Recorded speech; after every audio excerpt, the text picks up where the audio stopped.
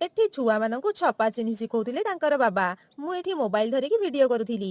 ତାପରେ ସ୍ୱାମୀ ଏଠି ମତେ କାମ ଦେଇ ଦେଇ ଯାଇଛନ୍ତି ତାଙ୍କ ଦୋକାନ ପାଇଁ ଯୋଉ ବହି ସବୁ ଆଣିଥିଲେ ପ୍ରତ୍ୟେକ ବହିର ନାଁ ଆଉ କେତେ ଫିସ୍ ଅଛି ତାର ମୂଲ୍ୟ କେତେ ସେ ସବୁ ଲେଖିକି ଦବାକୁ। ତାପରେ ସନ୍ଧ୍ୟା ବେଳକୁ ଦେଇ ଏଠି ସନ୍ଧ୍ୟା ଦେଉଥିଲା ବେଳେ ଆମ ଝିଅ କହୁଥିଲା ମତେ ଦୀପ ଧୂପ ଦିଅ ମୁଁ ସବୁଆଡେ ଦେଇଦେବି। ଏତେ ଛୋଟ ଛୁଆଟା କେମିତି ଧୂପ ଦୀପ ଦବ ଯେ ଜମା ବୁଝୁନି।